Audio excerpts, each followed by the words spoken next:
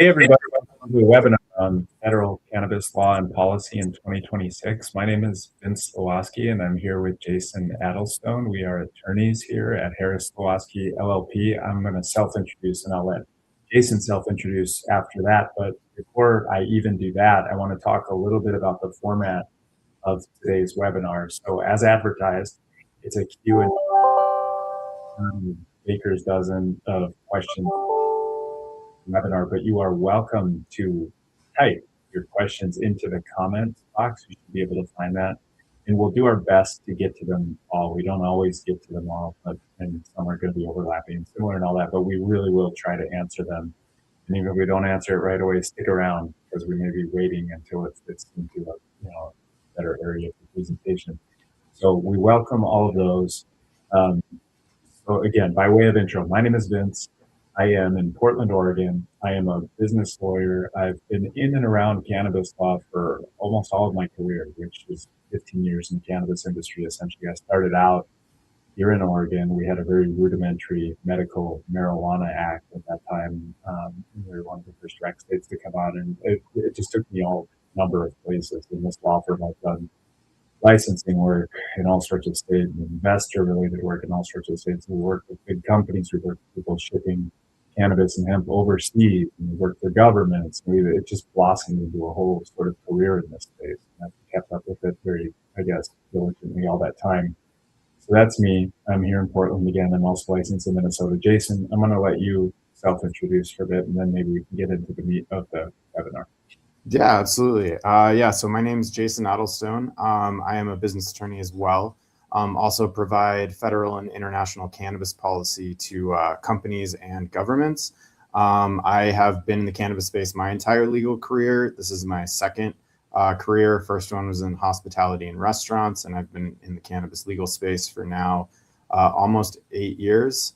I am out of the Denver office, but I'm currently at UNLV right now in Vegas. I'm teaching an international cannabis law course that ends today. So I've been really exciting teaching law students a lot of what I do and international treaties and how they relate to U.S. policy and global cannabis policy in general. So looking forward to this discussion on U.S. federal policy and also kind of talking about how that may play into some of the international policy and opportunities out there.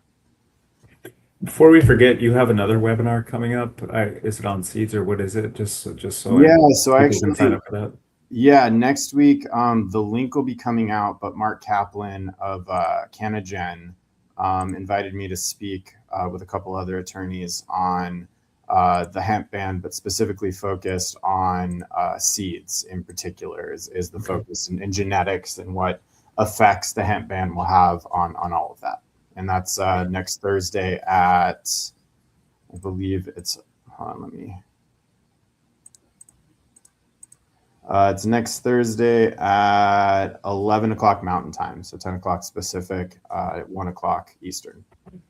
And okay, so watch for that. We'll probably get a link up on our blog too. It's probably where a lot of these people, a lot of the audience found us, and you guys can register for that one too if you're interested in that topic. Great. Okay, so there are the way I think about this webinar, there are two really big things that happened in the last couple of months that are going to inform cannabis law and policy in 2026. One is the intoxicating hemp products ban, I'll call it, and that happened in November. And the other one is the Trump executive order, which directs the Attorney General to expedite the moving of marijuana from Schedule 1 to Schedule 3. I'm going to start with the executive order because I think that it's just the premier thing, although the hemp thing's very, very important. I'm going to give a brief overview of the executive order, and then I'm going to turn it over to Jason to talk about like how it actually works and how the hemp body may implement it and such. So the executive order, kind of a long time coming. It was an interesting rumor mill like leading up to it, and it actually happened, which was exciting. At a very high level, here's what it does. The first thing it does is it directs the Attorney General, as I said, to complete the process of rescheduling marijuana to Schedule 3. And I'm going to use the quotes from the language of the order itself. It says, in the most expeditious manner, in accordance with federal law, including 21 U.S.C. 811. And 21 U.S.C. 811 is the statutory prong that gives the options that Jason's going to talk about soon. It's interesting that Trump did this in the form of an executive order. It's stronger than what Biden did. You'll recall that when Biden gave a directive, it was more in the nature of just that, a directive to Health and Human Services at the time to sort of look at medical benefits potentially associated with marijuana. And that led to HHS making findings, and that led to a rulemaking process. Here, Trump is just saying to his attorney general, let's do it. Let's reschedule. And it's a clear order. The next thing that the order does is it directs senior White House staff to work with Congress to ensure patient access to full spectrum CBD products. A lot of this order was actually about CBD and research in medicine. And the quote there is, and they want them to do it while restricting the sale and access of these products that cause serious and potential life-threatening health risks. Okay. The next thing he said in his order is Congress is now urged to re-examine and update the federal definition of hemp to ensure that these full spectrum CBD products remain accessible to patients. This is going to tie into the hemp ban that we talked about. And it's going to potentially address some industry concerns arising from that hemp ban. There may be some carve out associated with CBD products there. And then the last high level thing the executive order directs is for the Department of Health and Human Services, we call HHS, to develop improved research methods and models, including the use of real world evidence to expand access to hemp CBD products in accordance with federal law and to inform standards of care.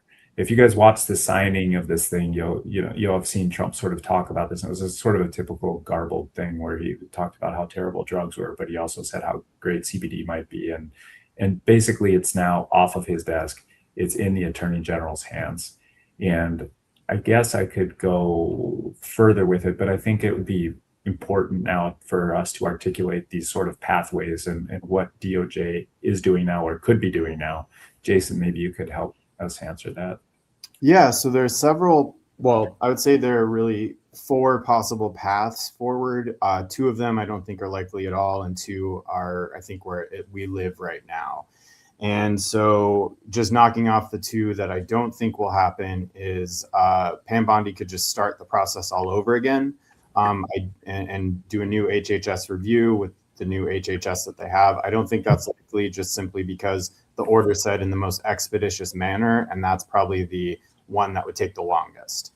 The second one I don't think would happen would be continuing exactly where we left off pretty much exactly a year ago, when the ALJ hearing was postponed due to just, there were some issues with improper communications between DEA and Kevin Sabet and Sam. There were some issues that were being brought up, and the ALJ just basically stopped the hearing a year ago. The only ALJ that was on staff at DEA retired in, I believe, June. So they don't actually have an ALJ right now. So that also would not be an expeditious manner because they would have to hire one. There are also some issues, and this is I think you said this, but just in case somebody didn't catch it, ALJ means administrative law judge, right? And Kevin Sabet and Sam are prohibitionist parties, if you're not really familiar with the milieu of the politicking of this stuff. Go ahead, Jason. Sorry. Yeah, no, thank you for that. I can definitely, I'm in this on a very deep level, and I tend to forget that I need to explain some of that stuff. So thank you so much. Yeah, so and there is some issues where DEA has mentioned that the ALJ hearings for some instances are actually illegal, but they're still holding them. So I think putting all of that together, I don't think either of those options are going to happen, which really leaves us with 2 options. They continue with where we are, but they cancel the ALJ hearing and they just move forward with issuing a final order. And so what happened was Attorney General Garland, he issued a temporary or a proposed order, and there was a comment period. And in that comment period, 40-something thousand comments came in that were overwhelmingly positive. I think it was 90-something, 94 or 5% were positive. But what the Attorney General and DEA need to do is actually respond to the material comments. And there's an actual legal term, but I'll just use material. And what that means is they go through all the comments, and AI is certainly part of this, and it ensures that duplicates don't have to be answered. But if there's a comment that if DEA has to assume that if this comment is true, then they would have to rewrite their order or reconsider their order, then they actually have to respond to that in their final order and say why or why not why they're listening to it or why they're not listening to it. And so that's going to take a substantial amount of time. They likely have already at least started that process of responding. But if they haven't, I assume that process started after the executive order, to where they're responding to these. And once we get to a point where they've addressed all the ones they believe is necessary, then DEA issues a final order. 30 days after that order, we assume it'll be Schedule 3 based on the executive order. But assuming DEA's final order is Schedule 3, there are 30 days within when the order is published in the Federal Register before it becomes effective. And within those 30 days, a party who believes that they're aggrieved, which is a legal standard that they have to rise to, and it's not an easy standard to satisfy, but they can bring litigation in the DC Circuit, which is the DC Court of Appeals, or in the Court of Appeals where they are home, so where their business is located, pretty much. And a judge at that time will then determine, most likely, just using Kevin Sabet and Sam again, they're most likely going to be the ones to lead this charge. They've already hired Bill Barr as their attorney, so they are certainly preparing for it. But they're going to try to seek a stay. And the judge that also has a level of, they have to achieve a level of a likelihood of success, and then they also have to have standing, and in order for the judge to issue a stay. And what that would do is, if the judge issues a stay, it would hold the Schedule 3 determination until litigation plays out. And so that would delay Schedule 3 for even longer. Or if the judge does not grant the stay, then Schedule 3 would be implemented 30 days after it's published in the Federal Register, and then litigation would play out. And then however that litigation plays out would determine whether or not marijuana stayed in Schedule 3 or was moved back to 1 or 2, whatever happened with the litigation. And so that, I think, is probably the most likely path, that they just continue where they are. There is one other path, and President Trump did mention that the most expeditious manner also included looking at 21 USC 811. And for me, that specifically references 811 D1, which allows the Attorney General to reschedule a substance at any time under their own discretion, if doing so would better place the United States in compliance with its treaty obligations. And because in 2020, the Commission on Narcotic Drugs, which is the international body that votes for rescheduling of substances under the international treaties, but the CND for short, they voted to remove marijuana from Schedule 4 and leave it in 1. It's a different scheduling system than the US. Marijuana was in both 1 and 4 of the single convention, and that just meant that it had no medical efficacy. But in 2020, they removed it from 4, which acknowledged medical efficacy. And since the purpose of the treaties is to advance medical and scientific research and access, if the US were to move to 3, it would place them in better alignment with treaty obligations. So the Attorney General could today just sign an order, publish it in the Federal Register, and say under 811 D1, marijuana is now in Schedule 3, and 30 days after that, it becomes effective. Same litigation issues, but that one's a very express authority granted to the Attorney General. So I think it's less likely for judicial overturn. But these are two places that we certainly have to move forward. They seem to be the tracks that we're going to follow moving forward.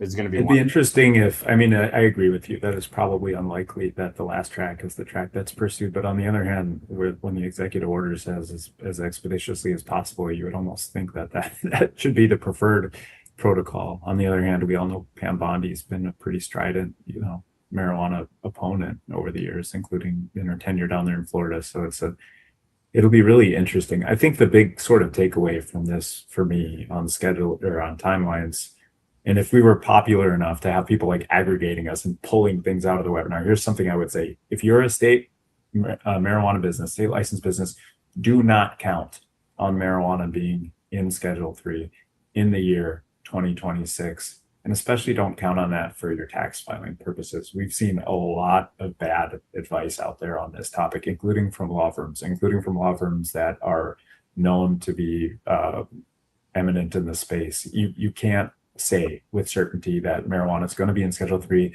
or that it already is. We've seen that advice. That's wild.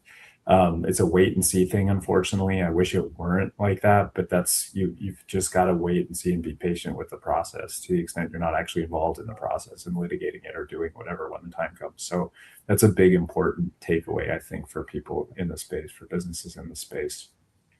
Yeah, I completely agree with that. Okay, thank you.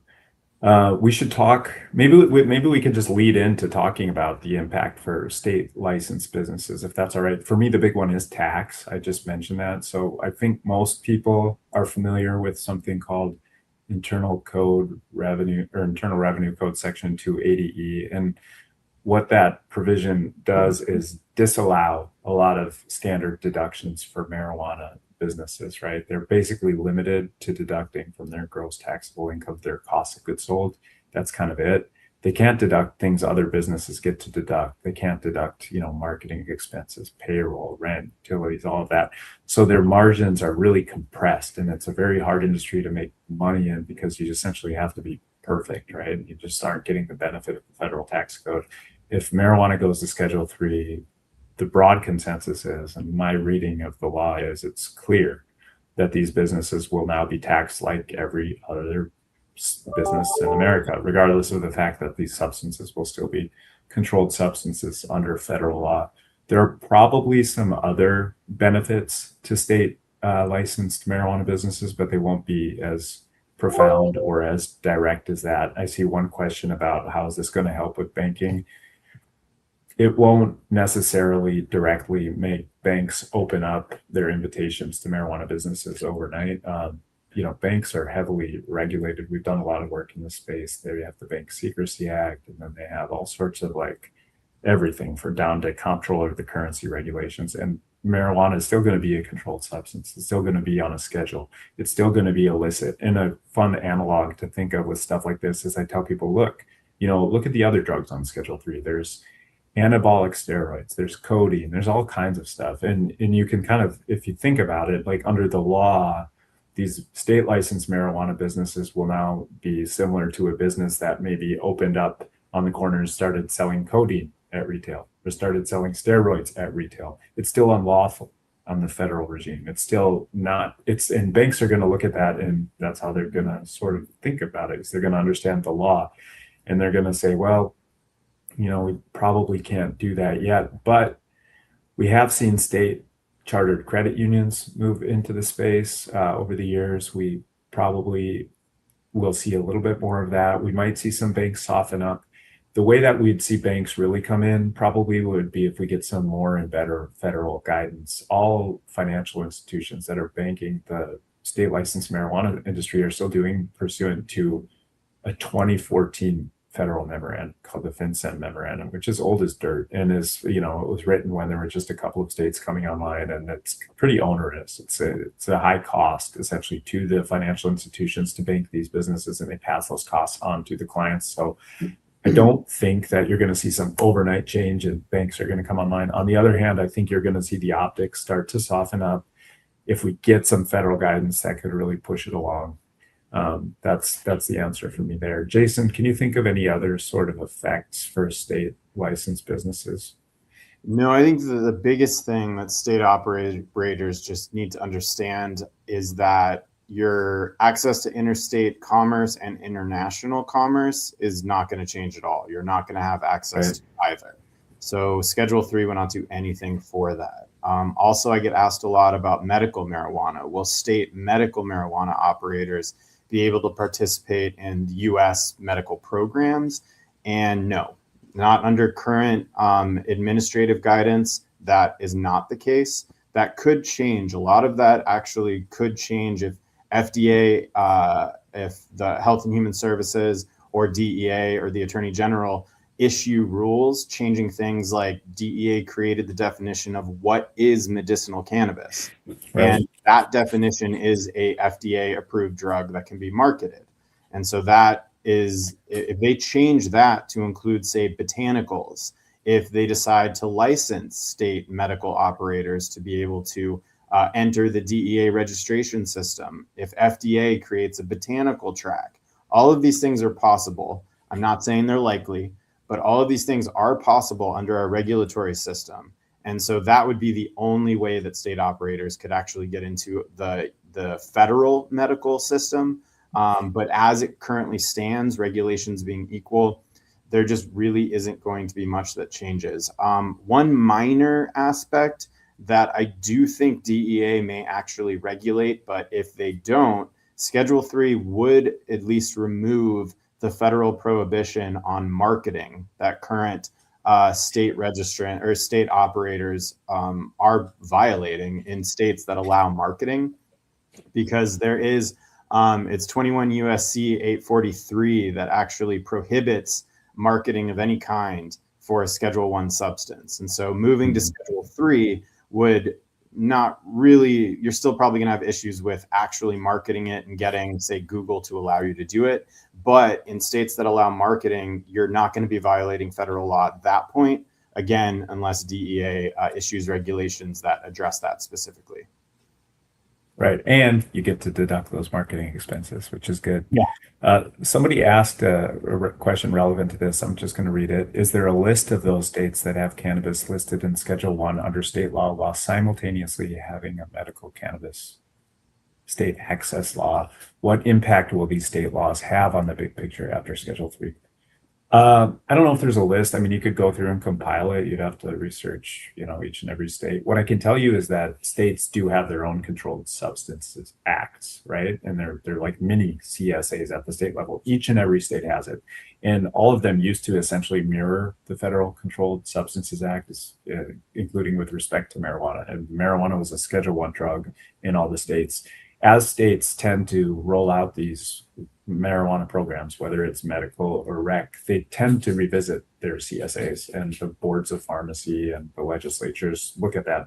In Oregon, where I am, for example, we removed marijuana from our State Controlled Substances Act entirely because we have a state program now, or else they'll move it down to Schedule 4, something like that. So you'd have to look at each and every state, and you'd have to look at the nature of the legalization that they've done, whether it's medical only or rec, and how they've gone about it. And this is one of these trailing things where sometimes states don't even get around to it for a year or two, just because, an initiative happens and a program comes online, and then somebody says, oh, shouldn't we fix our CSA? And they say, oh, yes, of course. And then in the next session, maybe they get around to it, but it's not usually an emergency protocol thing. And it doesn't really interface in any sense with the federal regime. State programs are always going to be their own thing. They're always going to be on their own track. Even if, the federal government approves some FDA drugs upcoming pursuant to the expanded research planks and initiatives under Schedule 3, it's going to be a parallel pathway. In other words, you're still going to be able to go in and buy cannabis at retail from your state licensed cannabis store if you're in one of those states. And then you'd have to go over to Walgreens and get your prescription from your doctor for your FDA approved CBD drug. These things aren't going to meet. And that, assumes a lot of things, such as that A, these drugs are going to be approved. There already are a few. And B, the feds are going to continue to leave states alone with respect to enforcement. So I hope I've answered that question completely, or as well as I could. Jason, do you see anything else you're interested in picking out among those questions on that topic, or do you want to just move to what you started to address, which is the international commerce and treaty ramifications? I guess one thing kind of on that, the medical track that I was talking about, is a question that someone asked about: do we anticipate the pharmaceutical industry will become increasingly interested, invested in these type of businesses with Schedule 3? And I think this also goes to a fear that I know a lot of people have, is that Schedule 3 will all of a sudden make all state, will increase enforcement on state operators, and the pharmaceutical industry is going to want to take control. I think you'll see a little bit of interest increase just because cannabis is popular and there is opportunity for medical pharmaceutical products to be made from marijuana. I mean, we are seeing research come out every day about new opportunities for the medical benefits of marijuana. So I do see that increasing, but I don't think it's necessarily because it's now in 3. I think it's what's behind 3, that there's kind of this liberalization of cannabis. The stigma is starting to be removed. I think that will have more of an effect, because if Pfizer wants to get into marijuana, they can do it in Schedule 1 just as easy as they could in 3. They are in the DEA's gang and pack, camp, whatever you want to talk about it. They're part of that group. And so if they want to get a Schedule 1 license, it's not going to be difficult for them. If they want to do research on it, if they want to make pharmaceuticals, they can do it in 1 just as easily as 3. As far as enforcement goes, FDA could be enforcing state operators, and DEA could be doing the same with marijuana in 1. That's not going to change with 3. If anything, it makes it less likely that enforcement will occur, because it's no longer a Schedule 1 substance. It's moved down to a less dangerous or more safe, however your view is, schedule, which I think makes it less likely for enforcement. But yeah, I think pharmaceutical industry is going to be interested. It's just how much they want to get into it. I agree. Yeah, and I think the enforcement thing is very interesting. I almost think that question's more compelling when we get to this intoxicating hemp products ban. I mean, FDA is never, and FTC and everybody else haven't really gone after any hemp operators historically, including when the 2018 Farm Bill passed and everybody started making CBD products. FDA on day 1 came out and said these products are not kosher or not legal under the Food, Drug, and Cosmetic Act, but they never really did anything about it, except for people who are being just really egregious, and people who are marketing this stuff and saying this cures cancer and this will grow your limbs back, and just the wildest, craziest people got letters and got a prosecution or 2. But generally speaking, it just created this full-fledged market. And now they're walking back a lot of that because it went a lot further than it was probably intelligent for the market operators and such. So that's a big open question. I don't want to get too sidebarred on that. We'll get to hemp toward the end. How about the international stuff, Jason? Can we talk a little bit about compliance and treaty obligations? Yeah, so DEA the United States has certain obligations and reporting requirements under the 3 international drug treaties. And as I talk about this, I certainly am aware, especially because I'm teaching this class right now at UNLV, that talking about treaty compliance we're in a different world right now with whether or not this administration, what treaties they're looking to remove themselves from, what treaties they're really focused on, and maybe some other treaties that they may not be as interested in. And so I understand that as we talk about needing to comply with marijuana moved into Schedule 3, that some of this may actually happen, some of this may not. But at least under our obligations, we do have to provide quotas. We have to have the DEA take possession of any marijuana that's grown under a license in federally grown under a license in this country. And there's some other just very administrative obligations. And so moving to Schedule 3 will remove some of the current obligations that exist with Schedule 1, but not the majority of them. Several years ago, the DEA promulgated an entire section of the federal code. It's 21 CFR 1318. And that entire code was really written to ensure that DEA is complying with treaty obligations. So it sets manufacturing requirements. It sets how you get a license, who is allowed to import, export, quota requirements. Most of the obligations that we need to comply with are included in that section. And it is focused on marijuana as a term, not as a scheduled substance. So whether it's on 1 or 3, that regulatory framework will exist. So most of our international obligations will continue. But DEA will have to make some minimal adjustments to the regulations just to ensure that it's not an average quota, it's a specific quota, because Schedule 3 takes more of an average when you're counting. Schedule 1 is a very specific amount that you need to count. So there are just little things like that. But what I think is most exciting about Schedule 3 that could potentially occur with this administration and provide at least some business opportunity for U.S. operators is if DEA does change the definition of medicinal cannabis to include botanical, or they just start allowing it, we could almost immediately become a cultivation and export country like Lesotho and a lot of the more conservative countries that are entering the international market. And what that would do is currently DEA registrants are not operating anywhere near maximum capacity. Very few of them are even growing anything right now. But if we could enter the international market, it would require some EU GMP certifications and the ability to actually enter the EU. Australia, I don't think would be an issue. And I have heard that at least in the short term, Germany would allow DEA registrants to export into Germany without an EU GMP certification while they're getting it, because DEA is just known to be a very solid regulatory body.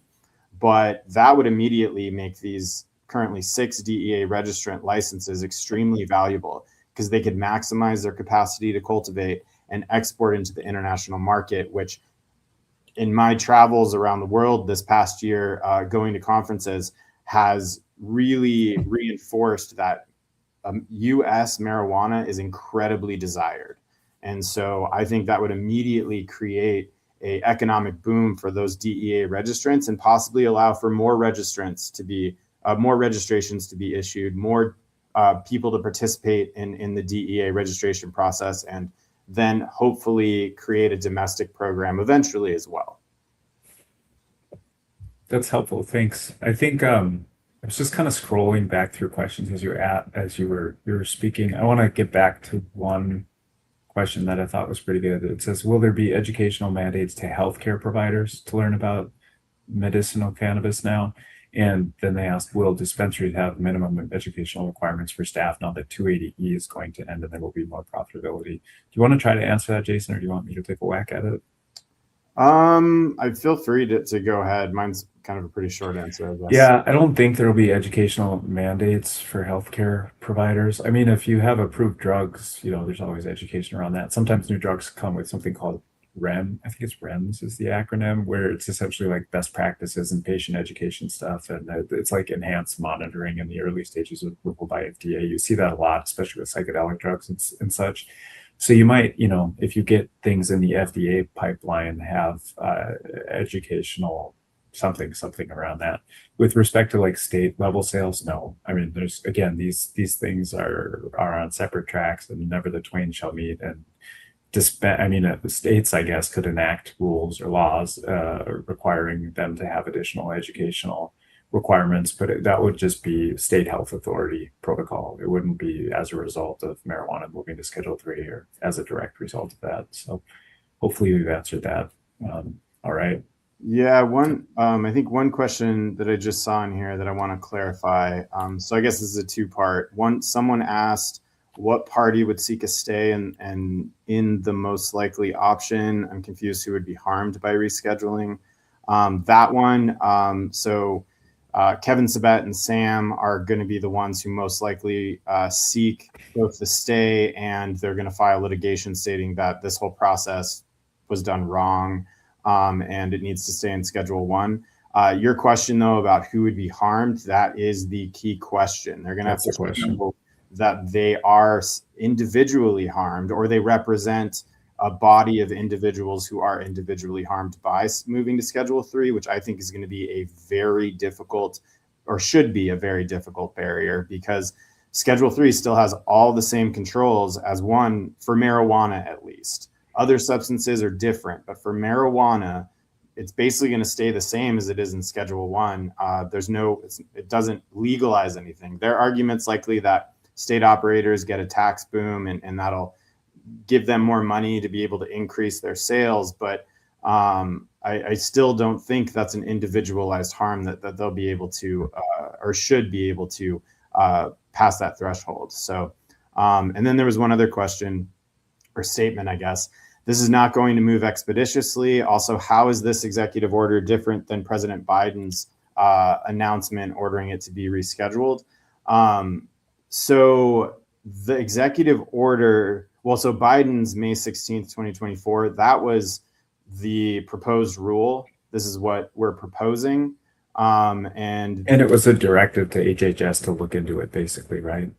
Yeah, that was in We talked about it 2022. at the top of the hour. That was Yeah. that was a directive, not an executive order, in October of 22. And then the administration did move forward with the proposal, but it wasn't the final order. This is an executive order to issue, to make a final order, placing it in Schedule 3. This is the game. Once this concludes, then it's in Schedule 3. What I think is different is we're living in a different world right now. We're living in a world where the Trump administration is focusing on increasing the unitary executive. And this is a concept that basically says that the president is in charge of the agencies. The president can control what the agencies do, can dictate who's there, can remove them if they don't listen to him, but can basically force them to do what the president wants rather than allowing the agency to be an independent body. The Supreme Court, as of now, seems to be supporting this. There are some key cases that will come out this year that will dictate how much authority, but we're certainly seeing an expansion on this unitary executive theory. So the reason why this executive order is a little different is because it's Trump's agencies. I mean, what he wants is what happens. And that also means that if President Trump does not continue to put pressure on Pam Bondi, the DEA, that this could just continue to be delayed. They could possibly not move forward. But there also doesn't seem to be a reason why he would have made the announcement in December if he wasn't planning on moving forward. And so there is some belief within at least my space where the actual order will be issued in the summer before the election, so it can be a talking point. And if I was a betting man, that would be my time frame as well. But the difference, I think, just high level, is that there's a lot more authority that the president has over the agencies now than occurred in or existed previously, including in the Biden administration. Yeah, I think that's right. And I think I'm kind of, again, scrolling through questions. I think we should move at this point since we're at 10:37. I want to talk a little bit about hemp and then we can circle back around. So I'm going to give you guys a quick overview on what happened with hemp back in November. There was a spending bill. It's called House Resolution 5371. That did all sorts of things, right? Congress constantly, or not constantly, but almost annually passes spending bills to continue to fund programs, or the bill will decide to defund something else. And often in those bills, other things will make their way in, other special interest things, to use the general term. And one of them was this hemp ban on intoxicating hemp products. It kind of came out of nowhere, and it caught a lot of people by surprise, including people who are sort of in the know and tend to, be in there lobbying, and including down there at Mar-a-Lago buying dinners and things like that. We had clients say we just were shocked by this. So it happened in November. What it does is it prohibits a lot of the products that are currently on the market from being distributed, sold, whatever, a year from the date that the bill passed. So it would be this November of 2026. I'll get you a little more detail about it. What it actually does is redefine hemp, right? It gives it a new legal definition, which the goal of which is to sort of close what people had called a loophole, which allowed them to make these products. So now hemp is the plant cannabis sativa L in any part of that plant with a total tetrahydrocannabinol concentration, including THCA, of more than 0.3% on a dry weight basis. And the term hemp also includes industrial hemp, which gets a new definition. But the most notable part is probably what it excludes. So the first exclusion is for seeds of cannabis plants that exceed 0.3% on a dry weight basis, meaning marijuana seeds. The DEA had previously opined that those seeds are hemp because they hadn't germinated into THC expressing plants at that point. And that was a big deal. We helped people send marijuana seeds all over the world, giant companies. We helped them do import export work, and that loophole is going to be closed, or probably going to be closed. The second notable exclusion is for what is called, under the new law, intermediate hemp-derived cannabinoid products. And those are products that contain cannabinoids that can't be produced naturally. So somebody asked about synthetic products, okay? Those are now excluded. In other words, they're synthesized or manufactured outside the cannabis plant. This group also includes products with more than 0.3% total THC, including THCA, and quote, any other cannabinoids with similar effects on humans or animals as THC. So that could be a lot of things. And who determines what similar effects are? Well, that's going to be HHS. The third and final exclusion is for final hemp-derived cannabinoid products. And these, again, are products that contain cannabinoids that cannot be produced naturally in the cannabis plant, and they're synthesized or manufactured outside of the plant. And there's a container rule that comes in here. These products have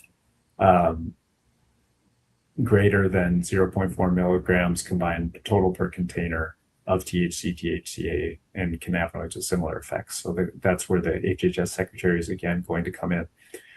What happens next? Well, within 90 days, the House resolution directed FDA to publish a series of lists. So it's now January 15th. I guess that should be coming in February.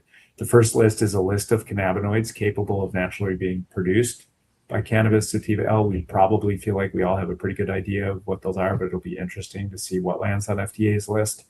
The second list is oh, I'm sorry. Oh, okay. I thought I heard something. A list of all THC class cannabinoids known to be naturally occurring in the plant. And then the third is a list of all other known cannabinoids with similar effects to THC. It'll be interesting to see what they determine have similar effects to THC. And then FDA has also got to give additional information and specificity about this term container, which is something Jason and I and others have thought a fair bit about because it's going to be really important.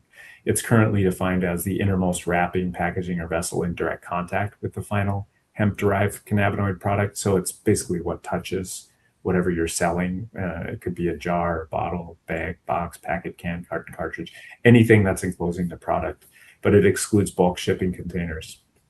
I know, Jason. Do you want to talk about that, Jason, actually, like what you're thinking on the FDA rulemaking there?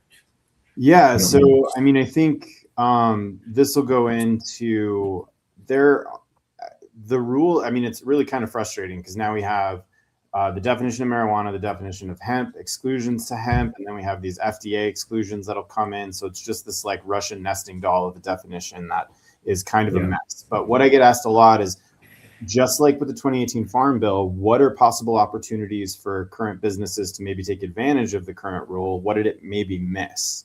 And the container aspect, I mean, FDA still needs to provide some guidance on it. So they may make a definition or expand the definition in a way that prohibits this. But I think where you're going to see some possible opportunities is condensing the substance, whatever you're going to do, let's just say a powder for a drink, into 10 packages of 0.4 containers. So it has 10 containers in one package, just based on the definition, how it's separated. So that when you open it, you have a 4 milligram, or maybe you can get 20 of them in there. You get an 8 milligram burst into a beverage. So I think that's going to take some ingenuity, but I'm sure someone will figure out how to do that if it's permitted after FDA promulgates its rules. But also with what they're looking at, I mean, I'll talk about seeds in a minute, but one of the exceptions one of the things that was not included in the bill was a prohibition on tissue cultures or clones that are not exceeding 0.3% THC. And because that was left out of the bill, I think it makes them even more legal now and provides a greater justification for being able to transport those after the ban goes into effect, internationally and domestically anywhere. So I think that's a really big opportunity. And then one of the ones that is still theoretical, but I hear is technically possible, is the stalks of the marijuana plant are excluded from the definition of marijuana as well. You have hemp and then also stalks in a separate kind of sub-exclusion. And theoretically, talking to several scientists, it is possible to grow only stalks that could contain high amounts of THC in it. So again, I think you're going to get a lot of scientists in this space trying to figure out how to grow stalks with no leaves, no seeds that contain THC that can be extracted. Oh my gosh. Yeah. And so coming out of this bill, I think those are the three areas that ingenuity is going to, I think, really pave the way on what is possible if this definition doesn't change at all. Somebody asked just that question right now. They said, do you think there will be changes in legislation before the November 2026 effective date of the hemp changes? Do you think there will be changes that provide some relief to the industry? I have thoughts. What are your thoughts? So my thoughts are, I think the only changes that are going to be possible are ones that relate to cultivators growing hot hemp for full spectrum CBD manufacturing. I don't think anything else is going to get done. I certainly don't think any intoxicating hemp products are going to be added back in. I don't think the 0.4 is going to be increased. If anything, I think it could be decreased through the container definition. And the reason why is because right now we're just talking about hemp. You have plenty of Democratic senators from states who have banned hemp but have marijuana programs. Those senators are likely not going to support a bill that only benefits hemp but doesn't benefit marijuana. And if you add marijuana into the bill, you're going to get Republicans that are going to push back on that and not allow it. So I just don't see how you get 60 votes in the Senate to allow for intoxicating hemp products or just a one plant option either. So I personally don't think I also don't think it's going to get pushed back. I think it will become effective in November. I think you had 2/3 of the Senate approve that bill, even though it was included in another one, but I don't see it happening. Yeah, it's kind of interesting to see how optimistic people are that it is going to be repealed or walked back or something like that. I mean, people can use their own judgment, but I think that really what it's going to come down to, I agree with everything you said, is whether there will be enforcement. I mean, I really think a lot of operators are just going to continue to proceed because they're making money and they can sell this stuff with almost no regulation. And they're just going to call FDA or everybody else on it and say, come get us. And they're it'll be very, very interesting to see how all that plays out. Yeah, and I think a lot of this is really going to kind of fall on seed distributors. I mean, the seed industry has just exploded since the 2018 Farm Bill because marijuana seeds are hemp currently under DEA guidance and just the definition of hemp. And so I do think there are some attorneys that are arguing that because the language says any viable seeds from a cannabis sativa plant and not that grow into one that exceeds is important, but I think it's a distinction without a difference, because all DEA has to do is grow one of those seeds and it will exceed 0.3%. And that's a massive undertaking. That's going to cost a lot.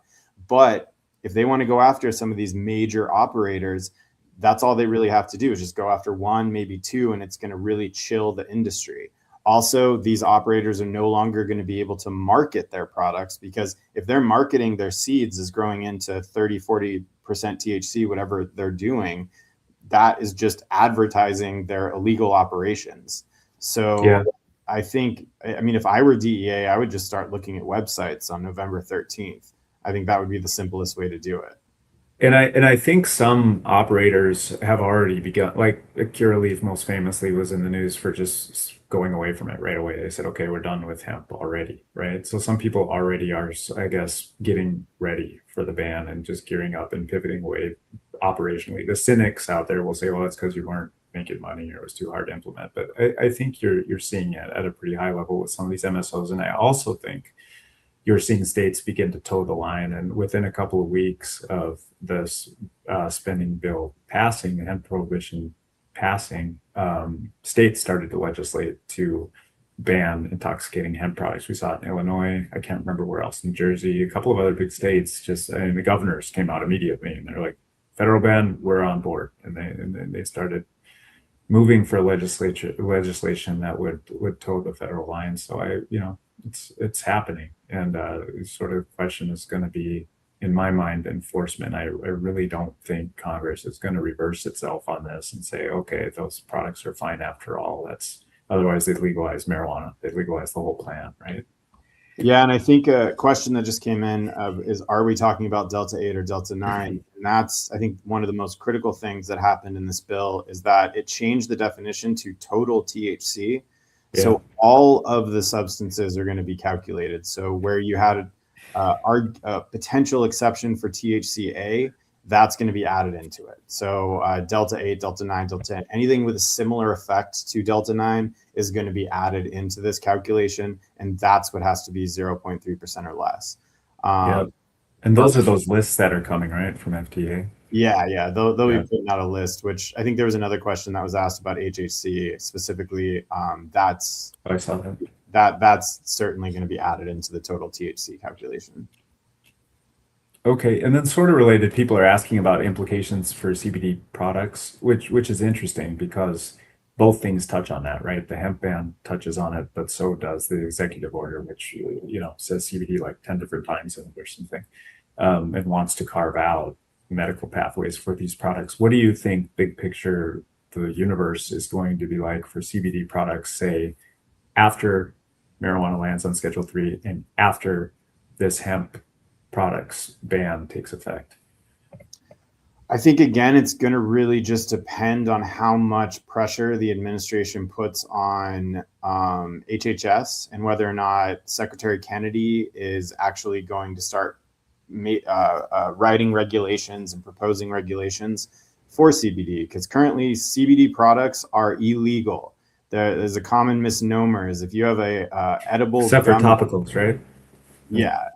So if you have an edible gummy that you're selling across state lines, that is illegal under federal law because FDA does not approve any CBD consumable and edible products. There are some grass, which is like a self-certification that you can do that's kind of sub to this. I'm not going to go into that because we're running out of time, but just the products that you see on like a state level and that have really boomed these days that are consumable, they violate the FDCA and cannot be sold in interstate transport anyway. So the enforcement, again, is going to be a big issue. If FDA still does not enforce, then I'm sure these products will continue to be sold, especially directly to consumers. But as far as mass markets, as far as the president's executive order, if there is no pressure from the White House and Secretary Kennedy does not really want this to happen, does not focus on this, then I think nothing's going to happen.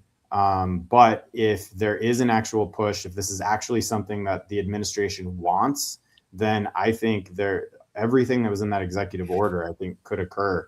And we would have a really robust and possible FDA pathway for CBD full spectrum products. Yeah, I agree. Looking through questions. I swear a lot of these questions are overlapping and similar, guys. So like I said at the beginning, we're trying to answer them all. Somebody's asking here about immigration implications. I'm not an immigration attorney. We have a couple here, one here at the firm. I don't think it's going to ease up anything there because it's just like anything else. We haven't. I assume they're asking here about the Schedule 3 thing, and if marijuana moves to Schedule 3, it's still going to be unlawful to traffic in this controlled substance, right? It's just going to be considered less dangerous at the federal level. So if you're applying for some sort of visa or citizenship, related status, I don't understand how the fact that you're, say, working for a company that traffics in federally prohibited substances at Schedule 3 is going to be looked upon as any more favorably than the current verboten status of Schedule 1. Does that sound right to you, Jason? I'm just kind of brainstorming that. Yeah. I don't see, I mean, I think you're still going to have issues with anyone coming into this country if they're operating in the Canadian medical or adult use space there. I don't think Schedule 3 would change that from 1. Even the hemp space now, I mean, I think if anything, if nothing changes by November, if you're operating in a hemp space outside of the United States, that could also potentially now flag you, just like marijuana does. So Good point. I think there's some really unique things that companies and individuals are going to just need to analyze themselves about coming into this country with operating cannabis, whether it's hemp or marijuana. So yeah, there's another question here that's, I think it's an easy one to answer. How near zero is the chance of a move to Schedule 3 for medical cannabis only? I think that's the answer. I think it's 0.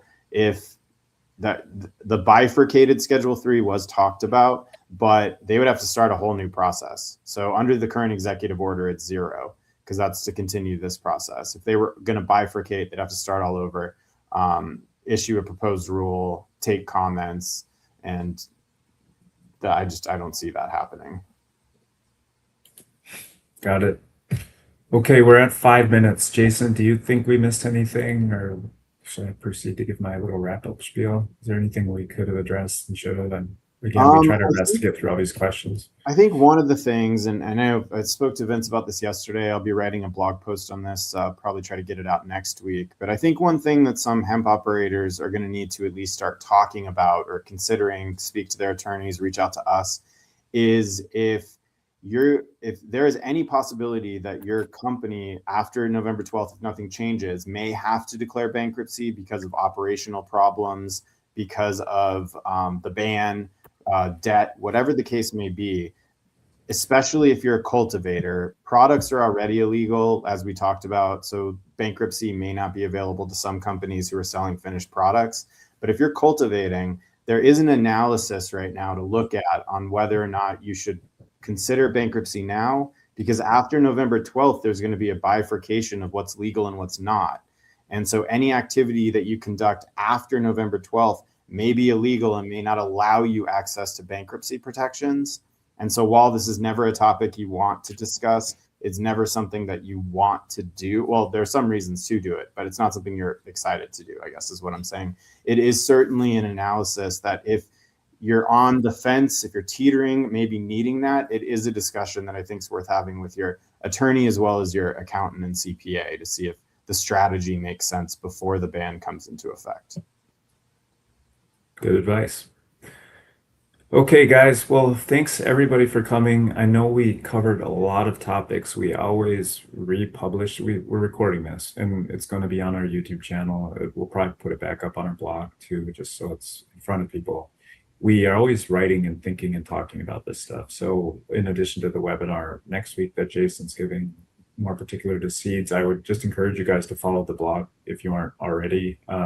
We write and think about this stuff every single week, and we stand behind everything we write about. So it's a great source of information. Other than that, thank you everybody for attending. It was great attended and good questions, and we'll see you all soon. Thanks, everybody.